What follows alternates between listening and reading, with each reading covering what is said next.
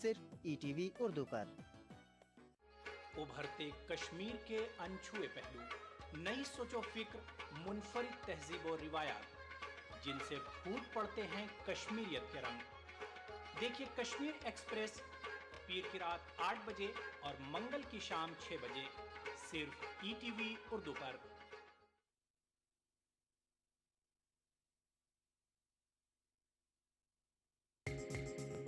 ETV Urdu پر اگلا programme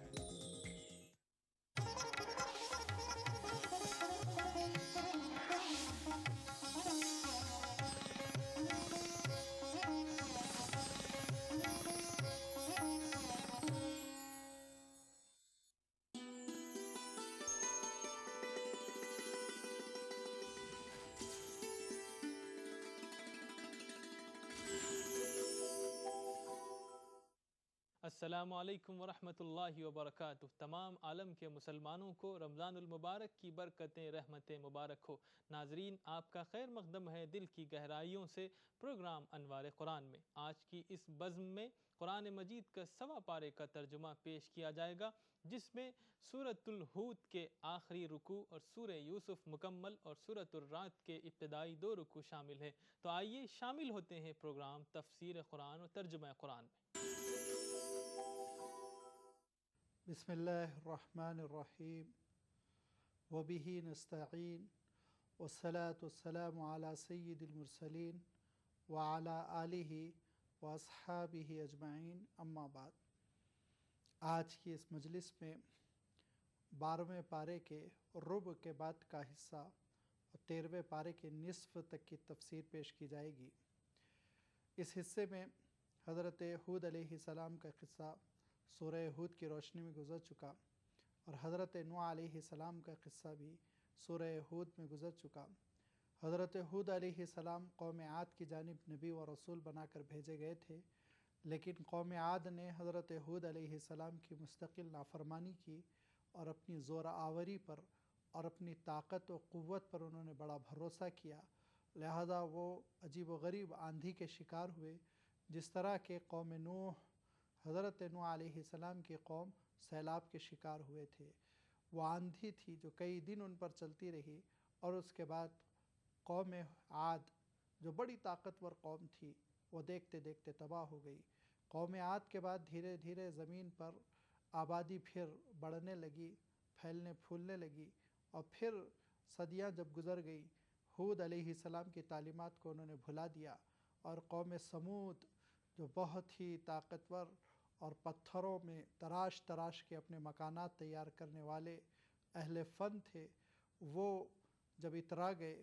باغی ہو گئے، شرک میں مبتلا ہو گئے، اللہ تعالیٰ کو انہوں نے بھلا دیا، تو اللہ تعالیٰ نے حضرت صالح علیہ السلام کو نبی و رسول بنا کر بھیجا۔ اللہ تعالیٰ نے ان قوموں کے تذکرے کے بعد حضرت موسیٰ علیہ السلام اور فرعون کی کشمکش کا بھی تذکرہ فرمایا، اور پھر یہ ارشاد فرمایا کہ دیکھو، ایک حقیقت کو یاد رکھو کہ اللہ تعالیٰ کی اطاعت میں اور اللہ تعالیٰ کی فرما برداری میں نصرت ہے، توفیق ہے، ہدایت ہے، اور اگر اللہ تعالیٰ کی عبادت نہ ہو، اطاعت نہ ہو، تو اللہ تعالیٰ ارشاد فرماتا ہے کہ پھر ہلاکت ہے، عذاب ہے، خسران ہے، گھاٹا ہے، بربادی ہے۔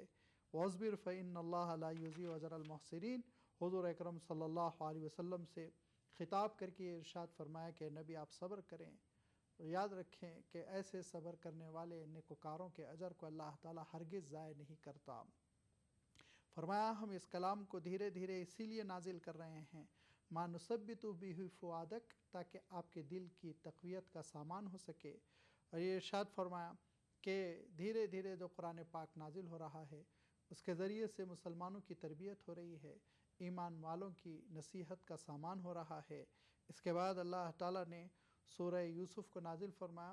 سورہ یوسف جو حضور اکرم صلی اللہ علیہ وسلم پر ہجرت سے پہلے مکہ مکرمہ میں نازل ہوئی، جس وقت کے مسلمانوں پر ظلم کے پہاڑ توڑے جا رہے تھے، مسلمان بہت کمزور ہو چکے تھے، نہتے تھے،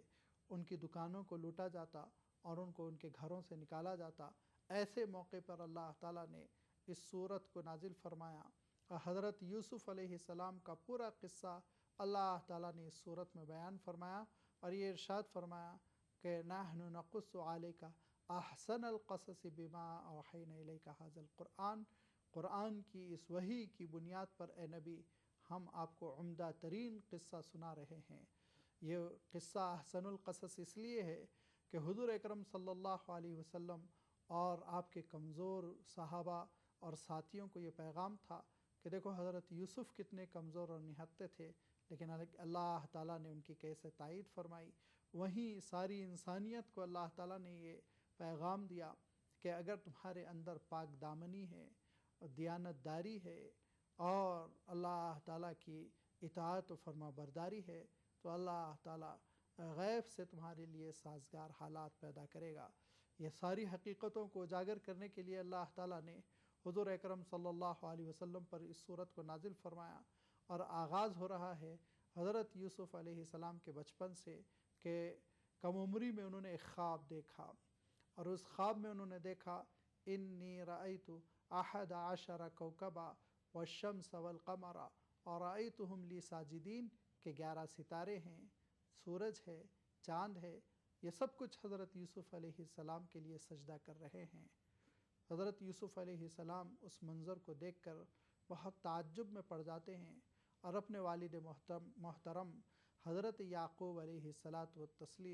جو خود بھی نبی و رسول ہیں، اور حضرت اسحاق علیہ السلام جو رسول و نبی ہیں، ان کے بیٹے ہیں، اور حضرت ابراہیم خلیل اللہ کے پوتے ہیں، ان کی خدمت میں جب یہ خواب رکھا تو حضرت یعقوب علیہ السلام تاڑ گئے کہ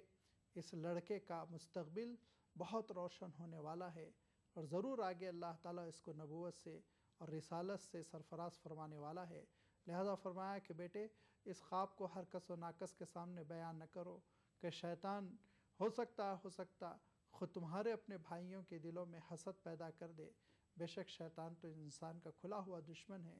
لیکن ایسا لگتا ہے جیسے حضرت یوسف علیہ السلام کے اس خواب سے حضرت یوسف علیہ السلام کے بڑے 10 بھائی واقف ہو گئے، کیونکہ حضرت یوسف علیہ السلام جملہ حضرت یعقوب علیہ السلام کی یہ 12 صاحبزادے تھے، جس میں سے 10 حضرت یوسف علیہ السلام سے بڑے تھے۔ 11واں نمبر حضرت یوسف کا تھا، 12ویں نمبر پر حضرت یوسف علیہ السلام کے اپنے سگے بھائی بنیامین تھے۔ جب حضرت یوسف علیہ السلام کے بڑے بھائیوں کو یہ احساس ہوا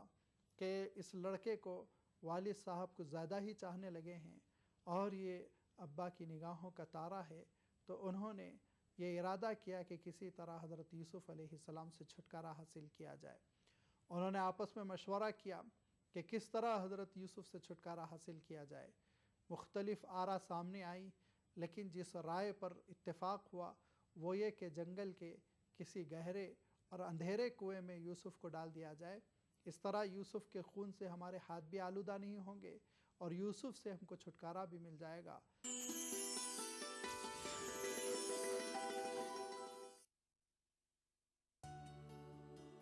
کیا خاص ہے آج افطار میں؟ Brown and Polson custard powder افطار خاص بنائے۔ الحمد للہ رب العالمین۔ مسجد الحرام مکہ مکرمہ سے نماز و خطبہ عید الفطر کا راست ٹیلی کاسٹ بروز عید صبح 8 بجے صرف ETV اردو پر۔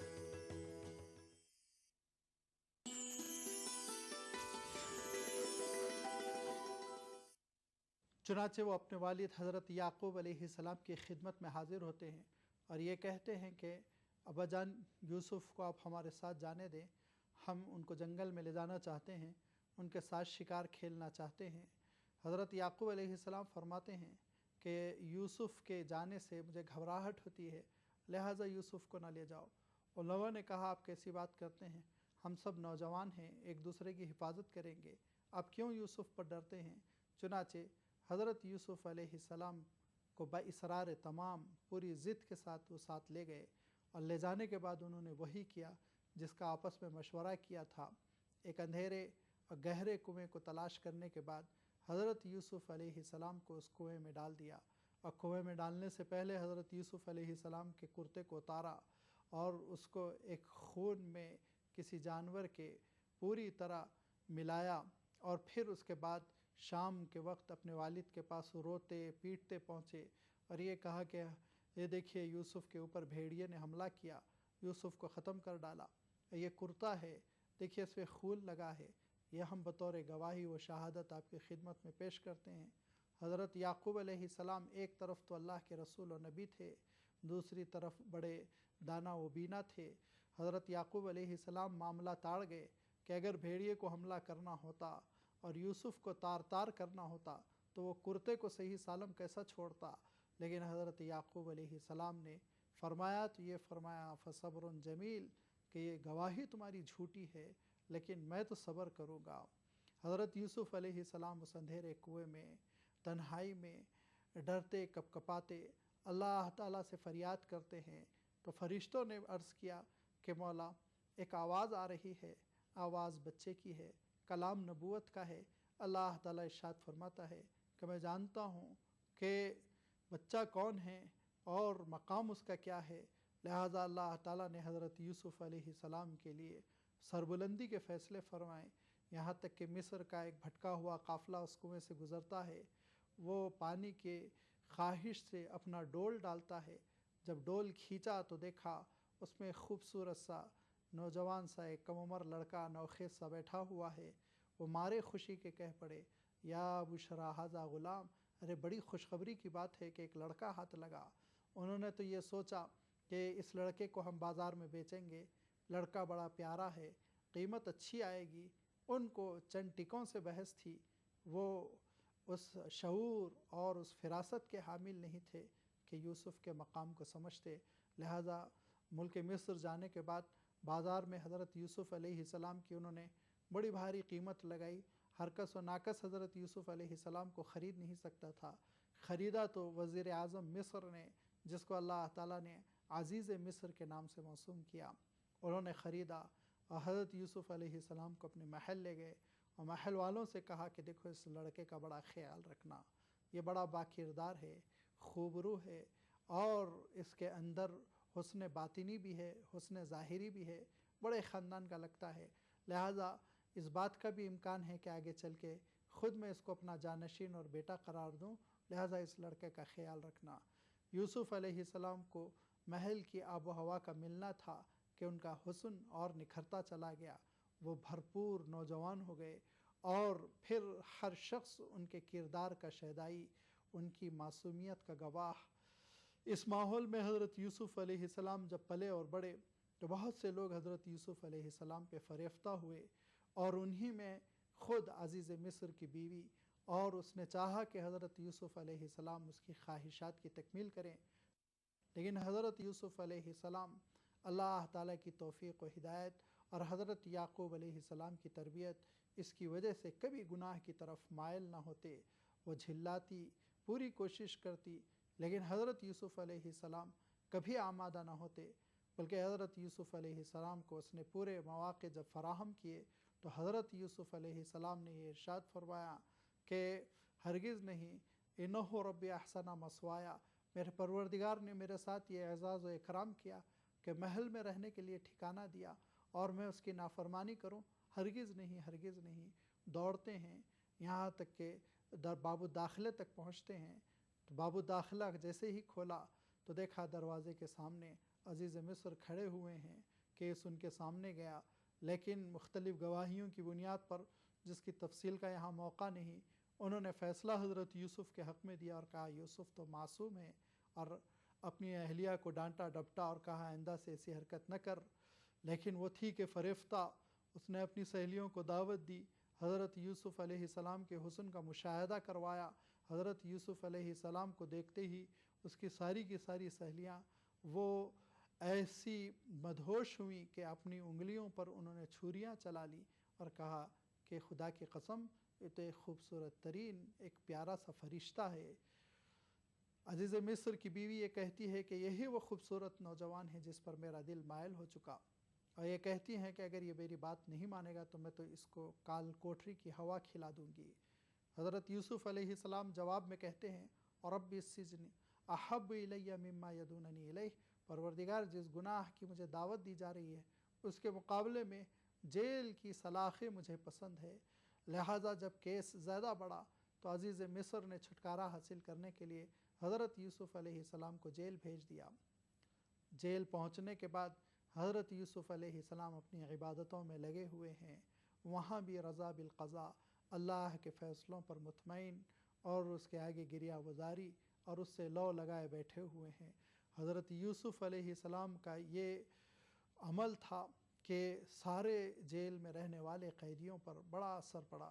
وہ سب حضرت یوسف علیہ السلام سے متاثر ہوئے، اور ان میں سے 2 قیدی حضرت یوسف علیہ السلام کی خدمت میں حاضر ہوتے ہیں اور یہ کہتے ہیں کہ اے یوسف، ہم ہر دن ایک عجیب سا خواب دیکھتے ہیں، اور خواب یہ بیان کیا کہ ایک شخص یہ خواب دیکھتا ہے کہ اس کے سر پر کھانے کا خوان رکھا ہے، اور اس کھانے کے خوان سے مختلف پرندے کچھ کھا رہے ہیں نوچ نوچ کے، اور دوسرا یہ خواب دیکھتا ہے کہ وہ پھلوں کا رس نچوڑ رہا ہے۔ حضرت یوسف علیہ السلام نے کہا کہ خواب کی تعبیر تو میں بعد میں بتلاؤں گا، پہلے کچھ دیر میرے پاس بیٹھو، دیکھو اللہ کی عبادت کرو، کہ میں نے تنہا اللہ کی عبادت کی تو مجھے اس نے یہ ملکہ دیا کہ میں خواب کی تعبیروں سے واقف ہوں، اس نے مجھے حقیقت کا علم دیا، اس علم پہ میری اجارہ داری نہیں، جو اللہ کی عبادت کرے گا اس سے لو لگائے گا اور اپنے باطن کا تزکیہ کرے گا، اپنے دل کو مجلہ اور صاف کرے گا، اللہ تعالیٰ اس علوم سے اس کے سینے کو بھر دے گا۔ حضرت یوسف علیہ السلام نے اپنی دعوت مکمل کرنے کے بعد اور اپنی بات مکمل کرنے کے بعد ان قیدیوں کو خواب کی تعبیر بتلائی اور یہ کہا کہ تم میں سے ایک کا جرم ثابت ہو جائے گا اور اس کو سولی پہ چڑھایا جائے گا، اور دوسرے کا جرم ثابت نہیں ہو سکے گا اور اس کو آزاد کیا جائے گا، اور وہ بادشاہ کا اتنا تقرب حاصل کرے گا کہ وہ بادشاہ کا ساقی بنے گا، پھل نچوڑ نچوڑ کر اس کا شربت وہ بادشاہ کو پلایا کرے گا۔ چنانچہ ویسا ہی ہوا جیسا کہ حضرت یوسف علیہ السلام نے بیان کیا۔ حضرت یوسف علیہ السلام نے اس شخص سے کہا تھا جس شخص کی آزادی کا حضرت یوسف علیہ السلام کو اندازہ ہو گیا تھا کہ دیکھو جب بادشاہ کے پاس جاؤ تو بادشاہ سے کہنا کہ قید خانے میں ایک معصوم بھی پڑا ہے، اس کی خبر لو، لیکن وہ شخص جب بادشاہ کی خدمت میں پہنچتا ہے تو ایسا غافل ہوتا ہے کہ حضرت یوسف علیہ السلام کے پیغام کو پہنچانے سے وہ رہ جاتا ہے۔ اللہ تعالیٰ ارشاد فرماتا ہے کہ یہ شیطان تھا جس نے بھلوا ڈالا۔ چنانچہ ایک عرصے کے بعد، جس کو مفسرین نے فرمایا 9 سال کے بعد، 9 سال کی اس لمبی مدت کے بعد بادشاہ نے خواب دیکھا۔ وہ عجیب و غریب خواب تھا، وہ ہر روز دیکھتا تھا، پریشان ہوتا تھا۔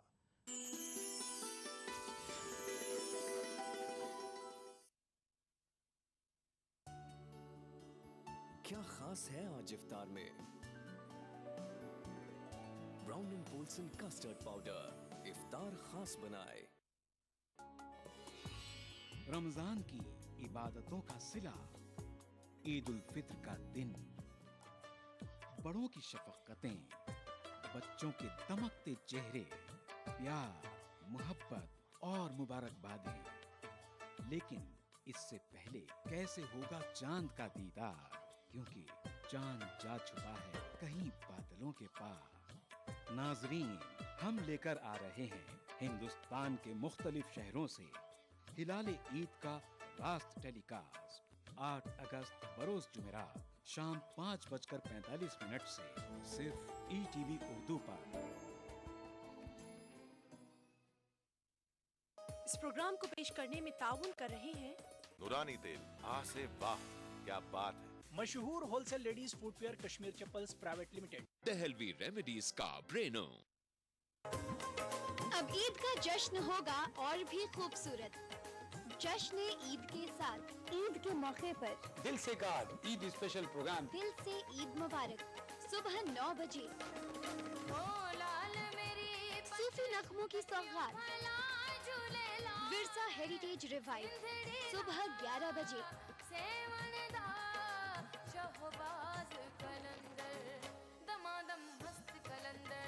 عید کے خاص پکوان بن کے تیار ہے، انجیری ملائی سیوئیں، اکثر رسوئی سپہر 1 بجے، ہر طرف رحمت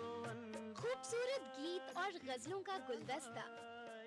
گزارش شام 4:30 بجے، عید کے دن बहरीन में मुनक़िदा बैनुल अक़वामी मुशायरा और कवि सम्मेलन शाम गुलजार रात 10:30 बजे। तो ईद के दिन को बनाइए और भी खूबसूरत ETV उर्दू के साथ। इस प्रोग्राम को पेश करने में ताउन कर रहे हैं लिया अगरबत्ती हवा पलट दे। अल्हम्दुलिल्लाहि रब्बिल आलमीन। मस्जिदुल हराम मक्के मुकर्रमा से नमाज व खुतबे ईद उल फित्र का रास्त टेलीकास्ट बरोज़ ईद सुबह 8 बजे सिर्फ ETV उर्दू पर।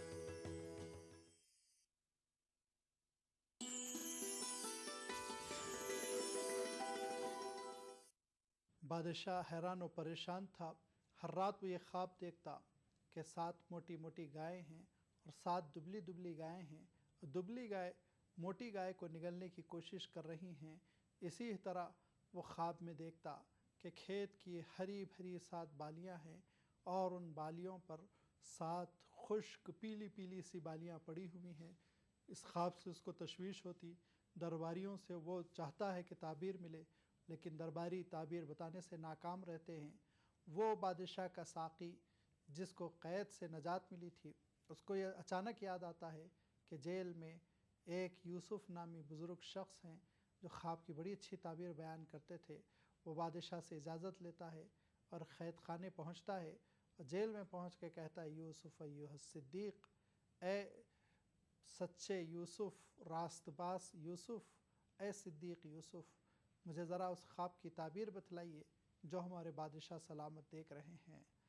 हज़रत यूसुफ़ अलैहिस्सलाम के सामने उसने बादशाह का ख्वाब बयान किया। हज़रत यूसुफ़ अलैहिस्सलाम ने न सिर्फ़ ख्वाब की ताबीर बतलाई बल्कि हालात की तदबीर भी बतला दी और ये इरशाद फरमाया, देखो 7 साल तो बड़े अच्छे हैं, खूब बारिश होगी, खूब खेत हरे भरे होंगे, गल्ला खूब मिलेगा, लेकिन उसके बाद 7 ऐसे साल आने वाले हैं जिनमें बारिश नहीं होगी, बड़ा कहत होगा, खुश्क साली होगी, दाने दाने को लोग तरसेंगे। लिहाजा अभी से गल्ला जमा करो और गल्ला जमा करने के बाद धीरे धीरे उसको खर्च करो ताकि वो 7 सालों में ये गल्ला काम आ सके। और याद रखो, कहत के 7 सालों में जब तुम गल्ला खर्च करना, बीजें उठाकर ज़रूर रख लेना ताकि जब बारिश हो जाए तो बीज लगाकर फिर नई फसल हासिल कर सको। बादशाह के सामने जब ख्वाब की ताबीर भी पहुंची और हुस्न तदबीर भी पहुंची तो बादशाह कहता है कि इतना समझदार और इस कदर अहम और बुलंद इल्म रखने वाला शख्स ये जेल में पड़ा हो, कैसे मुमकिन है? जाओ यूसुफ़ को फ़ौरन ले आओ। हज़रत यूसुफ़ अलैहिस्सलाम के पास पैगाम लेकर आदमी पहुंचता है तो हज़रत यूसुफ़ अलैहिस्सलाम जेल से निकलने से इनकार कर देते हैं और ये इरशाद फरमाते हैं कि पहले तहक़ीक़ कर ली जाए कि मुझे क्यों जेल में डाला गया। तहक़ीक़ हुई, हज़रत यूसुफ़ अलैहिस्सलाम बरी साबित हुए और अज़ीज़ मिस्र की बीवी का कसूर निकला। उसने अपनी गलती का एतराफ़ किया। हज़रत यूसुफ़ अलैहिस्सलाम ने इसलिए किया था कि हज़रत यूसुफ़ अलैहिस्सलाम को नबूवत और रिसालत पहुँचानी थी, लिहाजा आप चाहते थे कि आपके दामन पर कोई दाग न रहे। फिर हज़रत यूसुफ़ अलैहिस्सलाम सरबराहान ममलकत को ये पैगाम देना चाहते थे कि अपने जेलों की भी ख़बर लो, कहीं ऐसा न हो कि उसमें कोई मासूम सड़ रहा हो और कोई ऐसा आदमी जिसकी कोई ख़ता न हो, गलती न हो, वो बिला वजह फंसा हुआ हो। गर्ज़ के हज़रत यूसुफ़ अलैहिस्सलाम बादशाह के पास पहुँचते हैं। उसने शायान शान इस्तक़बाल किया और कहा कि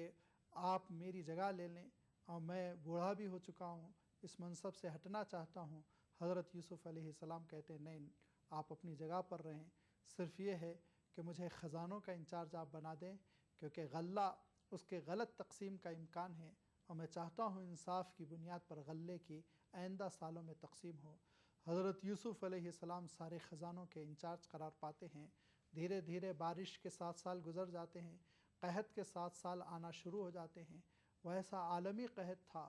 कि लोग दाने दाने को तरस रहे थे और मिस्र में हज़रत यूसुफ़ अलैहिस्सलाम की हुस्न तदबीर की वजह से सारे घरों में ज़रूरी मक़दार में गल्ला पहुँच रहा था। हज़रत यूसुफ़ अलैहिस्सलाम के इस हुस्न इंतज़ाम का शोहरा दूर दूर पहुँचा। हज़रत याक़ूब अलैहिस्सलाम को भी पता चला कि मिस्र में ऐसा इंसाफ परवर बादशाह है जो ज़रूरत भर गल्ला लोगों को दे रहा है। حضرت یعقوب علیہ السلام نے بھی اپنے 10 بیٹوں کو بھیجا کہ جاؤ غلہ لے آؤ۔ حضرت یوسف علیہ السلام نے جب اپنے بھائیوں کو دیکھا تو پہچان لیا، لیکن بھائیوں نے حضرت یوسف علیہ السلام کو اس لیے نہیں پہچانا کہ ایک چھوٹے سے بچے کی شکل میں انہوں نے کنویں میں ڈالا تھا، اور یہ سمجھ لیا تھا کہ اب یہ لڑکا تو اس کنویں میں ختم ہو جائے گا اور یہ کنواں اس کی قبر ثابت ہوگا، لہٰذا ان کا ذہن تو منتقل نہیں ہوا۔ حضرت یوسف علیہ السلام پہچان کے کہتے ہیں کہ تم کتنے بھائی ہو؟ تو وہ کہتے ہیں ہم 11 بھائی ہیں۔ حضرت یوسف علیہ السلام نے فرمایا تم 10 کیوں آئے، 11واں کیوں نہ آیا؟ تو کہا کہ نہیں، ابا اس کو چھوڑتے نہیں ہیں، بوڑھے ہیں، اپنے قریب رکھتے ہیں۔ کہا نہیں، آئندہ غلہ لینے کے لیے آؤ تو سارے بھائی آؤ تو غلہ ملے گا۔ چنانچہ حضرت یوسف علیہ السلام نے غلہ بھی ان کو دلوا دیا، اور جو قیمت تھی وہ قیمت بھی حضرت یوسف علیہ السلام نے ان کے غلے میں رکھوا دیے۔ وہ ملک شام واپس جاتے ہیں اور